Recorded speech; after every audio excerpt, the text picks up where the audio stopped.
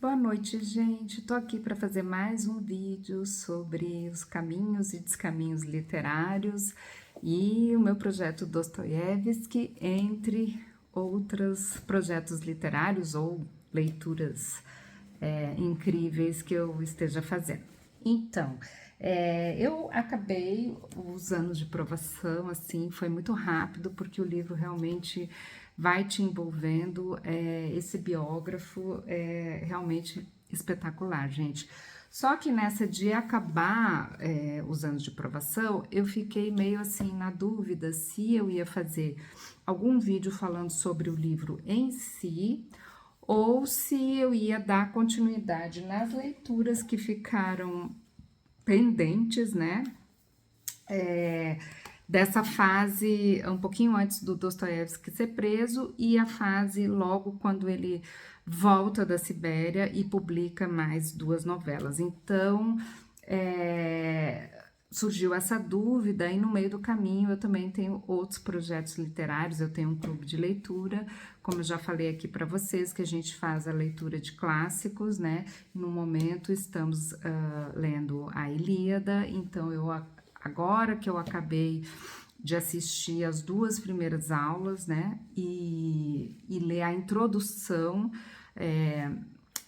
da Ilíada que eu comprei da Companhia das Letras, da Penguin.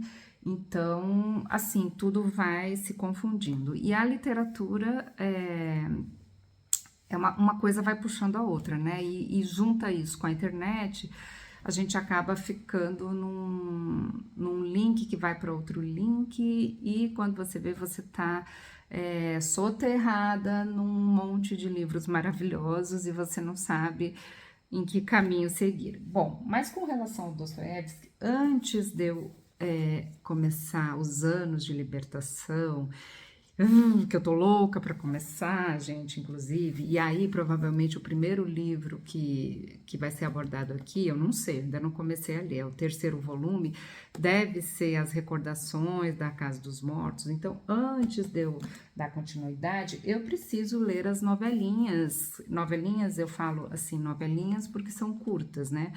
Não porque não sejam geniais e maravilhosas, porque tudo que o Dostoiévski, o grande gênio, escreve, eu amo. Então, mas assim, eu preciso ler e fazer os vídeos, né, gente? Porque essa é a minha proposta, né? No momento em que eu escolhi esse projeto do Dostoiévski, de lê-lo de forma cronológica, conforme a publicação da sua obra, e acompanhando o amadurecimento desse escritor e toda a história da sua vida, em função desse amadurecimento, os primeiros anos, as obras da juventude, o tempo de prisão, as obras pós-prisão, as primeiras, né, novelas que ele escreveu. Eu não posso simplesmente já ir para o livro 3 sem ter lido. E tá um pouco acumulado, porque eu tive outras coisas no meio do caminho, a vida é complicada, a gente não pode ficar o dia inteiro lendo literatura, tem que trabalhar, tem que cuidar da saúde, tem que, enfim, cuidar da mãe, são muitas coisas, tem que viver também, né, sair, então são muitas coisas paralelas que acabam dificultando um pouco que você tenha aí uma leitura corrida para conseguir dar conta de tanta coisa. Então eu preciso ler As Crônicas de Petersburgo, eu preciso ler Noites Brancas, que é o primeiro que eu vou pegar, e eu preciso ler o Netchotka Netzvanova, eu sei que não é assim que se fala, mas fica mais fácil. Fora isso, quando terminei de ler Os Anos de Provação, eu comprei mais duas novelas, que são as novelas que o Dostoiévski escreve quando ele volta, sai da Sibéria e vai primeiro morar numa cidade próxima a São Petersburgo, porque ele não foi...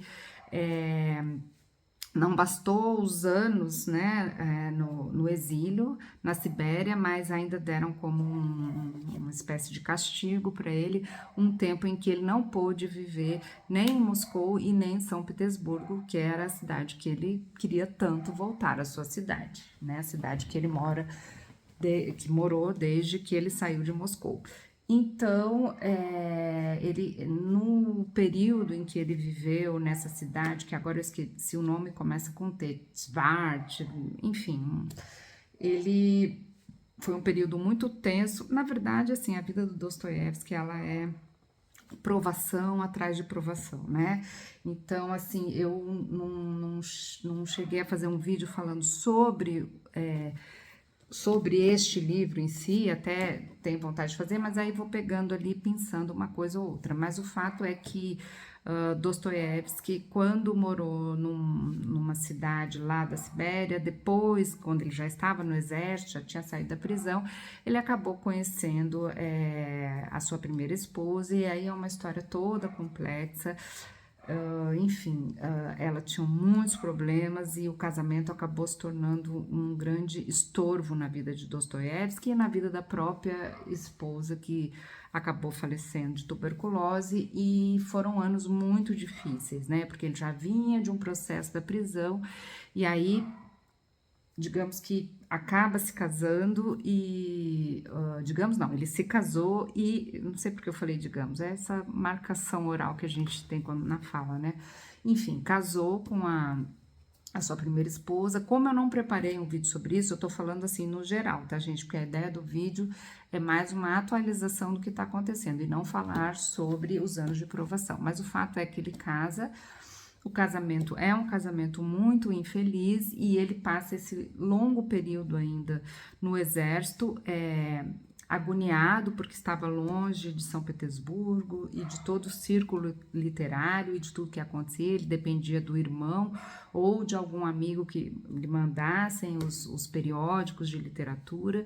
Então, assim, a vida do Dostoiévski estava assim realmente numa tensão muito grande e sempre a falta de dinheiro. E quando ele vai para essa cidade, quando ele consegue finalmente voltar para mais próximo de São Petersburgo e vai morar nessa cidade que é tipo, sei lá, uns 100 quilômetros de São Petersburgo, aí eu acho que ele, eu digo que eu não confirmei, tá, gente? Mas é aí que ele, enfim, acaba escrevendo as duas novelas, que são. Deixa eu olhar aqui, gente, porque eu já comprei, mas elas têm o nome é diferente, né? O nome da tradução da 34 é um pouquinho diferente do nome que aparece aqui na biografia do Joseph Frank, que é O Sonho do Tio. E quando chegar da 34 eu falo para vocês, né? E a Aldeia de Stepan Chikovo. Todas essas duas novelas não foram muito bem recebidas a princípio, mas Dostoiévski bem recebidas pelo círculo, diga-se, pelos críticos e círculo literário de Petersburgo da época, né? Mas Dostoiévski estava precisando de dinheiro, estava desesperado, já tinha um projeto de escrever um longo romance, não se sabe exatamente de qual ele estava falando, mas isso já era uma ideia, e também já tinha a ideia de escrever sobre o período dele na Sibéria, o que vai acontecer com a recordação da Casa dos Mortos. Mas isso eu já tô me antecipando a um livro que eu não li, tá, gente? Então eu não sei ainda o que é que vai acontecer. Eu li até o ponto em que ele publica essas duas novelas, né? E porque ele estava desesperado, precisando de dinheiro, e é isso. Então eu tenho 5 novelas para ler, porque isso faz parte de um projeto que é o projeto de acompanhar cronologicamente a história de Dostoiévski. Paralelo a isso, eu tenho outro projeto que também me demanda muito tempo, e como a literatura e a vida e a internet são coisas incríveis e a gente é dinâmico na nossa história, as coisas não são tão lineares, né? Já basta ter a linearidade, tá certo? De estar fazendo um projeto que é em ordem cronológica, uma coisa que eu escolhi, e já basta também participar de um clube de leitura em que eu não escolho o livro que é lido, e já estão escolhidos os 10 primeiros livros que também seguirão uma ordem. Primeiro foi Crime e Castigo, o segundo foi A República de Platão, que eu não li, só ouvi os áudios, e o terceiro, A Ilíada. Então, assim, são 2 projetos, digamos que há um certo engessamento. E para eu não ficar tão engessada, porque esse não é o objetivo da literatura, a literatura ela nunca deve engessar, ela sempre deve transformar e nos trazer coisas incríveis para as nossas vidas, né? Eu acabei, não sei por que, acabei me deparando com um escritor, com vários, né? Mas com um escritor que eu gosto muito, né? Que é um escritor dramaturgo, Tennessee Williams. Eu adoro esse escritor, gente. Apesar de nunca ter lido muita coisa dele, eu sempre tive um fascínio pelo Tennessee Williams, principalmente quando eu li Zoológico de Vidro, que foi uma das peças mais lindas que eu já vi na minha vida, que eu já li na minha vida. E eu sempre tive interesses por dramaturgia. Eu gosto de ler dramaturgos, não que eu leia muito, mas eu já li peças do Arthur Miller, enfim.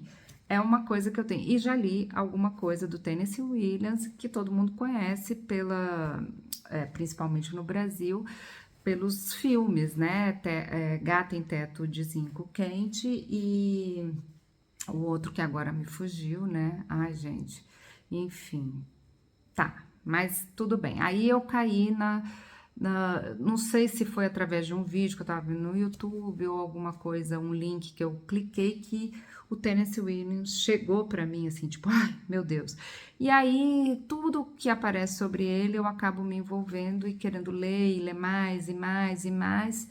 E acabou que eu cheguei numa biografia de um brasileiro, né, que estuda o Tennessee Williams, talvez um dos maiores entendidos de Tennessee Williams, eu acho, eu tô chutando porque eu não conheço todas as pessoas que estudam Tennessee Williams no Brasil, né, gente? Mas é o Luiz Márcio Arnaud, que é um pós-doutorando, enfim, pela Escola de Comunicação e Artes de São Paulo, a ECA USP, é dramaturgista, tradutor, arte educador e ator. E eu assisti, vou mostrar aqui para vocês, eu assisti uma entrevista dele para a editora Giostre, que foi a editora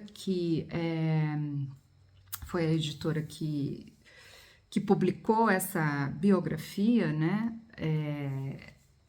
E aí era ele respondendo perguntas é um canal da editora, porque isso aqui é uma série de dramaturgos, vida e obra. Então não tem só do Tennessee Williams, mas eu caí na do Tennessee Williams e ouvi no YouTube essa entrevista. E aí ele vai falando um pouco sobre a vida do Tennessee Williams, sobre a obra, principalmente a obra desconhecida do Tennessee Williams, e aí ele vai e conta como que chegou nessa biografia e tal. E aí, claro que eu comprei e comecei a ler, porque eu sou enlouquecida com esse dramaturgo. E aí eu tava pensando, né, gente, agora já para terminar o vídeo, que já tem 13 minutos, como eu tenho um fascínio por escritores que têm uma vida muito, muito complicada, muito, assim, muito triste, assim. E por que eu tô falando isso? Porque hoje eu assisti um documentário no Telecine sobre o Truman Capote, que é outro escritor que eu adoro, né? Não, assim, toda a história, toda a vida dele é uma confusão, é uma tristeza, sempre tem um final trágico. E com o Tennessee Williams a mesma coisa. Depois eu vou fazer um vídeo falando um pouco mais sobre essa pequena biografia. Pequena eu falo porque ela é fina e muito boa de ler. E eu tenho, assim, para quem quer conhecer, só que, assim, a história dele é muito triste, né? Assim como a do Dostoiévski. Então, eu não sei se todos os grandes escritores têm uma história de vida muito complicada e triste, ou se eu acabo tendo um fascínio por escritores que têm essa vida tão sofrida. Enfim, o fato é que estamos nesse pé. Então eu espero que agora na Páscoa tenha um feriado, que eu consiga ler talvez esses três, muita ousadia, mas com certeza Noites Brancas e acho que Crônicas de Petersburgo, que é muito fininho, né, gente? Então acho que vai ser bem tranquilo. E aí eu já faço um vídeo e assim a gente vai caminhando. E no meio disso eu posso estar fazendo o vídeo do que eu quiser. Eu posso estar fazendo, é ótimo, né? Esse gerúndio é muito bom. Posso fazer vídeos aí falando um pouquinho sobre o Tennessee Williams ou sobre o Truman Capote ou sobre a Ilíada, vai depender de como as coisas vão se desenrolar. Não quero ficar tão engessada, porque senão eu nunca vou conseguir publicar os vídeos. E a gente sabe que no YouTube, gente, precisa ter uma frequência. Se você não publica, você publicar é ótimo, né? Eu tô falando de literatura. Se você não sobe os vídeos com frequência, o canal fica muito parado. E eu não consegui nem promover, porque eu não entendi como é que usa aquele Google Ads e tal. Então eu vou deixar organicamente mesmo o canal ir acontecendo aos pouquinhos, com os meus amigos vendo os vídeos, uma pessoa aqui, outra ali, e vou tentando cada vez mais ter uma frequência de subir vídeo para que não fique tão espaçado entre um vídeo e outro. E aí nem sempre eu vou ter uma coisa. Eu até teria vários vídeos para fazer sobre os anos de provação, mas aí eu acho que vai ficar. A minha ideia é muito ligar o texto literário aos acontecimentos. E como eu já tinha dito, esse livro é o livro do período em que ele não escreve, porque ele está na prisão. Então eu não quero ficar tão ligada no foco só na vida dele, e sim a vida com a obra. Por isso que eu acho que eu não prefiro não ficar estudando para fazer um vídeo sobre aqui, prefiro já ler as novelas e conversar sobre as novelas, e em cima disso eu posso trazer alguns elementos dessa biografia, né? Por sinal, tem tanta coisa que eu anotei aqui, mas deixa pra lá, né, gente? Já são 17 minutos. Eu vou, como abertura do próximo vídeo, talvez falar um pouquinho de alguma coisa daqui e já partir para as novelinhas, tá bom? Bom, por hoje é isso e até o próximo vídeo. Se você gostou, deixa um like, compartilhe e a gente segue aqui com a literatura, que é tudo de bom e que tem só coisas boas a nos oferecer para transformar a nossa vida. Tchau, tchau.